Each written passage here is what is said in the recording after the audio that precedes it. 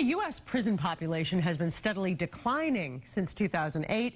The incarceration rate in America is still the highest in the world.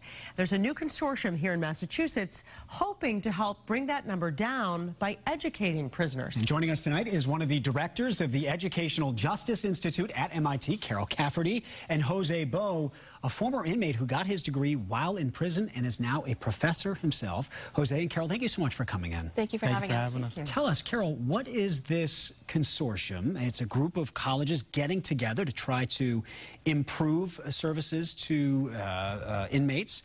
What is the goal of the consortium, and what is the consortium? So we received a grant from the Vera Institute of Justice and the Mellon Foundation, and the purpose of the grant was to create a consortium of higher education institutions to provide post-secondary career and technical assistance programming and education for incarcerated men and women in Massachusetts. And Jose, you served in prison for 12 years. Yes. How did you find yourself there?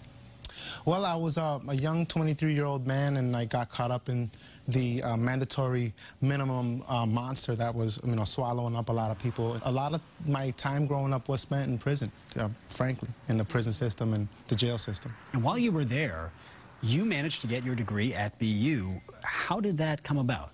I was really just fortunate beyond means. When I went to the University of Boston, Boston University rather, and MCI Norfolk, that prison was one of the very few in the nation, frankly, that had a university in it. So I was very fortunate. When I graduated, I was a class of 10 men out of 10,000 incarcerated people in Massachusetts. So Jose is now a professor at Holyoke College. He teaches criminal justice, and he is the kind of success story that people want to see from a great program like this, but only 20% of inmates have access to a post-secondary education.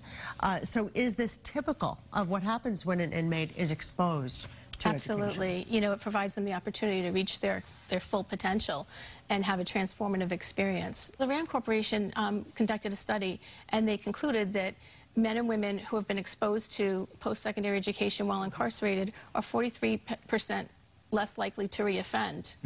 So it's pretty powerful. Yeah. And it was for Jose. So many people who are in prison can't afford a post-secondary education. The federal government bars inmates from getting federal Pell Grants. Talk about the challenges of being able to afford a program like this, and to this point, how have universities been able to make this happen? We're hoping that with this consortium and all of the stakeholders involved, they'll be able to share more resources and provide more funding opportunities for this to happen. Talk about what this meant to you. How important this was in your life. This was a huge turning point in my life. When I knew that I could receive a piece of paper, which was the degree that would put me on even footing with other citizens once we get out, because we know that the punishment doesn't usually end when you get out, the day you get out. There's stigma, and it's difficult sometimes to get jobs, it's difficult sometimes to get housing, and just that piece of paper lets accuse other people into the fact that you've studied, you've kind of done what you need to do to be successful in society. But I knew I wanted to get something more out of prison than just time. I wanted to do something better, and I was fortunate, really lucky, that there was one prison, and now the opportunity to have 20 prisons in the state of Massachusetts is just going to create a ripple effect where, the men who usually come out of prisons, they come out to the very neighborhoods that sometimes where we did the very harm is where we come out and try to heal.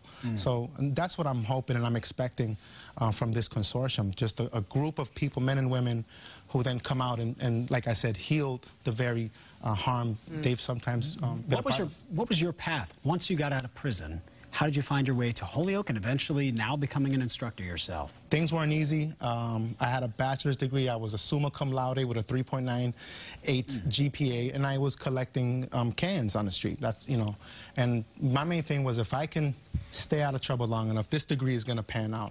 I ended up working with an at-risk youth program called ROCA in Springfield, and they're out here in Chelsea as well, a really good program.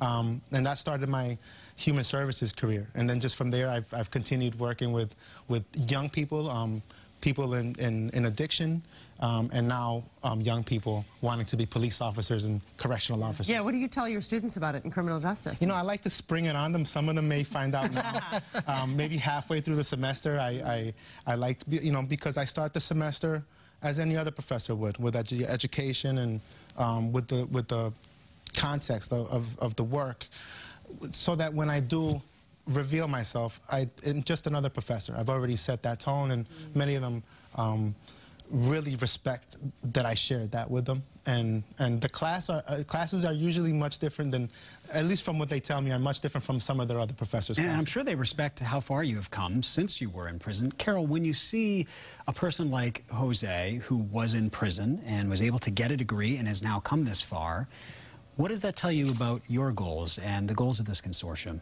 Well, it really reinforces our intentions with this consortium, and it's a fantastic return on investment because he's such a success story. And it's just another way to provide a vehicle for people to transform their lives. I'm going to be a devil's advocate for a minute, because you know there are people watching who think, oh, that's great.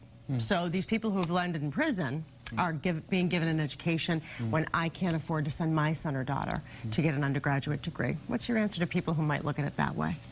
Yes, I understand why people would look at it that way, you know, but it's like I had just mentioned, it's a great return on investment because it costs us annually $55,000 a year in Massachusetts to incarcerate someone.